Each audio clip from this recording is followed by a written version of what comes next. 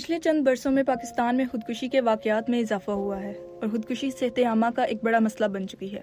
दस्तयाब शवाहिद से ये जाहिर होता है कि ज़्यादातर खुदकुशियाँ 30 साल से कम उम्र के नौजवानों में, जिनमें अकेले मर्द और शादीशुदा खवातीन शामिल हैं, उनमें होती हैं। फांसी, कीड़े मार अद्वियात और असलहे का इस्तेमाल सबसे आम तरीके हैं और बाहमी ताल्लुकात के मसाइल और घरेलू मसाइल खुदकुशी की सबसे आम वजूहात हैं। दिमागी बीमारी का जिक्र कम ही होता है। वसाइल की कमी, बुनियादी और जहनी सेहत के नाकिस खिदमात और कमज़ोर सियासी अमल पाकिस्तान में खुदकुशी की रोकथाम को एक बड़ा चैलेंज बना देते हैं। अवाम और जहनी सेहत के पेशावर अफराद को इस चैलेंज से निमटने के लिए सरकारी और गैर सरकारी तंजीमों के साथ मिलकर काम करने की ज़रूरत है। पाकिस्तान एक जनूबी एशियाई तरक्की पजीर मुल्क है जिसकी आबादी तकरीबन 162 मिलियन है, जिसमें 97% मुसलमान हैं। अगर बात की जाए इस्लाम की, तो इस्लाम में खुदकुशी एक काबिल मुजम्मत अमल है। रिवायती तौर पर खुदकुशी की तादाद कम थी, लेकिन हालिया बरसों में इनमें इजाफा हुआ है और खुदकुशी पाकिस्तान में सेहत आमा का एक बड़ा मसला बन चुकी है। पाकिस्तान में खुदकुशी के बारे में कोई सरकारी अदादोशुमार मौजूद नहीं है। खुदकुशी से होने वाली अमवात कौमी सालाना अमवात के अदादोशुमार में शामिल नहीं है। इस्लाम के असूलों पर मुबनी पाकिस्तानी कानून के तहत खुदकुशी और जानबूझकर खुद को नुकसान पहुंचाना दोनों ही गैर कानूनी काम है, जिनकी सजा जेल और माली जुर्माना है। कानूनी मराकज़ DSH के मामलात में बहुत से लोग पुलिस की तरफ से हिरासा किए जाने की वजह से और बदनामी के खौफ से इन मराकज़ में जाने से गुरेज करते हैं। इसकी बजाय वो प्राइवेट अस्पतालों से इलाज करवाते हैं, जो ना तो खुदकुशी की तशखीस करते हैं और ना ही पुलिस को रिपोर्ट करते हैं। इसलिए खुदकुशी और पाकिस्तान में खुदकुशी के बारे में मालूमात अखबारात, गैर सरकारी तंजीमों, NGOs, रज़ाकाराना और इंसानी हकूक़ की तंजीमों और मुख्तलिफ शहरों की पुलिस महकमों समेत मुतअद्दिद ज़राए से हासिल होती है। पाकिस्तान के बेशतर बड़े शहरों बशमूल कराची, लाड़काना, लाहौर, मुल्तान, बहावलपुर, फैसलाबाद से रिपोर्ट हुई हैं। रावलपिंडी से 18 और पेशावर से 9 खुदकुशियों की इतलात मिली हैं। अगरचे खुदकुशी के सरकारी शरहें कम हैं, पाकिस्तान के कम से कम 6 मुख्तलिफ शहरों में खुदकुशी की शरह का हिसाब लगाना मुमकिन है। खुदकुशी सेहत आमा का एक संगीन मसला है, ताहम बर वक्त शवाहिद पर मुबनी और अक्सर कम लागत वाली मुदाखलतों से खुदकुशियों को रोका जा सकता है। बहुत से अवामिल खुदकुशी के खतरे को बढ़ा सकते हैं या इससे बचा सकते हैं। खुदकुशी चोट और तशद्दुद की दूसरी शक्लों से जुड़ी हुई है।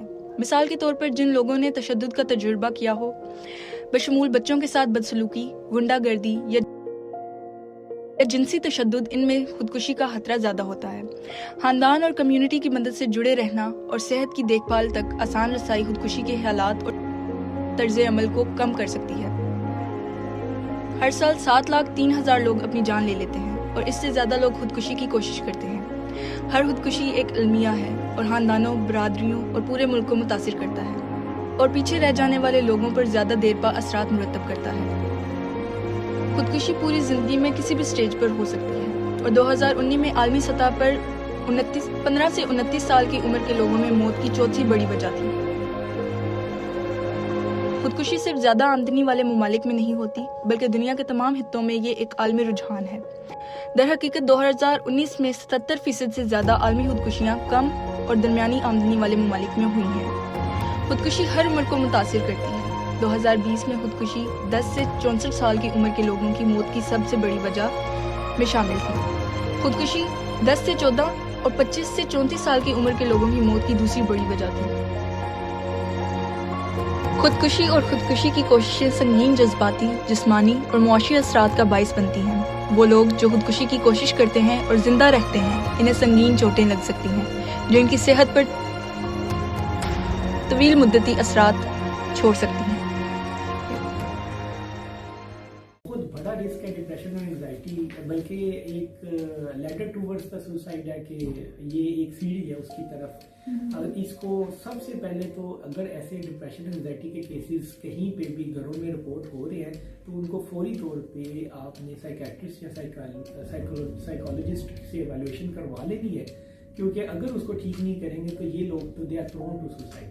ठीक, एंजाइटी, डिप्रेशन और ये जो मेंटल डिसऑर्डर्स होते हैं, इस पे बहुत ज्यादा बात नहीं की जाती। इसकी रीजन क्या है, क्यों इस पे इतना एक्चुअली हमारे मुआशरे के अंदर एक अलमिया है कि किसी भी डिजीज़ को एक्सेप्ट करना लोगों के लिए एक बहुत बड़ा डायलेमा है। अगर फॉर एग्जांपल बात करें साइकोलॉजिस्ट या साइकेट्रिस्ट की, तो उसके पास लोग जाते हुए डरते हैं कि जी ये पागलों के डॉक्टर है। यानी पागल होना इज़ डिफरेंट थिंग, लेकिन एंजाइटी डिप्रेशन जो है जस्ट लाइक डायबिटीज़, हाइपरटेंशन और जो दूसरी बीमारी है उस तरह की बीमारी है। बेसिकली तो सेरोटोनिन है, ये सारा प्रॉब्लम तो उसी के साथ है, ब्रेन के अंदर उसकी रिलीज पे डिपेंड करता है कि कौन बंदा कितना डिप्रेशन लेता है। तो ये कुछ केमिकल और हार्मोन हैं जिनका बैलेंस होना जरूरी है। जब वो बैलेंस नहीं होती तो डिप्रेशन एंजाइटी की तरफ चला जाता है। अब इसके लिए प्रॉपर मेडिसिन हम अगर कहेंगे कि खाली हम सिर्फ बातों से या तसलियाँ देने से इसको ठीक कर लेंगे तो ये ठीक नहीं होता। तो फिर डिलेमा ये है कि लोग साइकोलॉजिस्ट और साइकेट्रिस्ट को रिपोर्ट इसलिए नहीं करते कि वहाँ पे हमें कोई देख लेगा तो उसके बड़ी 2 दिन ये पागल हो गए डॉक्टर के पास गए। तो अवेयरनेस की प्रॉब्लम, अवेयरनेस, अल्कोहल और जो दूसरे ड्रग अब्यूज़ हैं वो सुसाइड अटेम्प्ट की बड़ी वजह है। जब बात करते हैं किसी भी ड्रग के अब्यूज़ की, चाहे वो अल्कोहल है या कोई एडिक्शन, तो जब भी कोई बंदा ड्रग्स लेता है तो वो इमोशनली वो बड़ा डिस्टेबलाइज हो जाता है। बल्कि ज़्यादातर ड्रग्स में वही लोग जाते हैं या तो एक्सप्रेशन के लिए जाते हैं, प्लेयर लेने के लिए, या फिर वो जाते हैं अपनी जो बहुत ज़्यादा डिप्रेशन और एंजाइटी की कंडीशन है उसको रिलीफ करते हैं। वो इमोशनलेस होता है जब वो उस तरफ जाते हैं। जब इमोशनलेस होते हैं तो फिर उनके अगर देर में सुसाइड आ जाए तो वो टू स्टॉप देम, वो फिर सुसाइड कर लेते हैं। यानी वो करते हुए फिर उनके ब्रेन में कोई ऐसे सिग्नल्स नहीं आएंगे जो उनको रोक सके। क्या लोग सुसाइड कुछ प्रूव करने के लिए करते हैं या हमदर्दी हासिल करने के लिए करते हैं? इसमें 2 डिफरेंट कैंडिडेट्स आ जाते हैं। The reason to go for suicide really matters कि वो क्या करना चाह रहे हैं। फॉर एग्जांपल मेरे पास एक केस आया जी, मैरिड कपल है जी, हस्बैंड ने मेरी बर्थडे विश नहीं की, तो ये जो सुसाइड अटेम्प्ट थी this was to gain attention seeking behaviour आ गया। और दूसरा बात कि अपनी जिम्मेदारियों से भागने के लिए भी लोग सुसाइड करते हैं। तो जो जिम्मेदारियों से भागने वाली सुसाइड है वो यही है कि जी फाइनेंशियल बर्डन पड़ गया या दूसरी चीज़ें आ गई तो वो उनसे कंट्रोल नहीं हो रही। तो आगे जो नटशेल मैसेज है अगर सुसाइड का, तो अदरवाइज सारे चीज़ को एक वर्ड में समराइज करना चाहूँ तो सुसाइड का मेन रीज़न है मजहब से दूरी। क्योंकि मैंने आज तक किसी मूवी पर और वो सोचते हैं कि सबसे बेस्ट सारी जो सुसाइड